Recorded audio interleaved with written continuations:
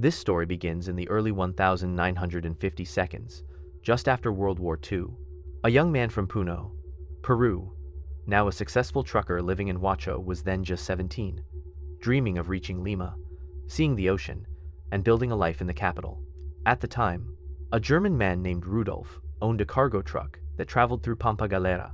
He was known for hiring teenage boys from the highlands as truck assistants. Locals called them chulios. But there was a catch. Rudolf didn't pay them. Instead, he offered food, a ride to Lima, and the chance to learn how to drive. One day, Rudolf returned to Puno without an assistant. The young man, eager to leave, approached him with his younger cousin, Engel, who was only 14. Rudolf looked them over and said, "You're stronger. I need someone who can tie knots to secure the cargo. I won't pay you, but I'll feed you, take you to Lima, and teach you to drive." The boy agreed, but with one condition. "When I stay in Lima, you must return and hire my cousin." Rudolf accepted. That night, he showed the boy where he'd sleep in a small compartment above the truck cabin. "You'll clean the truck before we enter Lima," he said. "And one more thing. I suffer from terrible nightmares.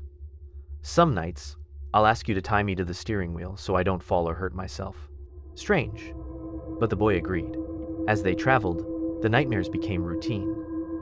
On moonlit nights, Rudolf would ask to be tied tightly, arms, legs, everything. The boy, sleeping above, would hear growls, the truck shaking, and muffled screams. He got used to it, but he noticed something odd. The nightmares only happened during full moons. 4 months passed.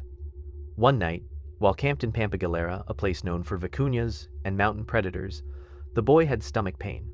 Rudolf warned him, "Don't go out. There are pumas here. They'll tear you apart."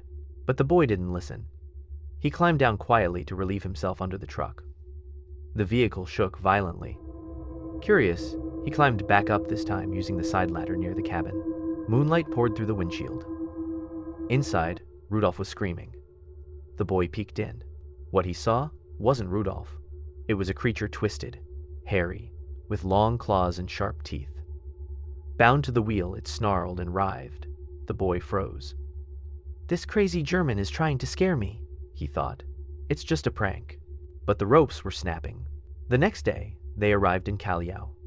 The boy found work at the docks and told Rudolf he was staying. "Please," he said, "go back to Puno and hire my cousin, like you promised." Rudolf agreed. Years passed. The boy built his life in Callao. After 4 years, he returned to Puno and went straight to his aunt's house. "Where's Angel?" he asked. She looked down. "He's gone," she said. "A puma got him in Pampa Galera." The boy stood silent. He remembered the promise, the ropes, the creature, and he wondered, was it really a puma?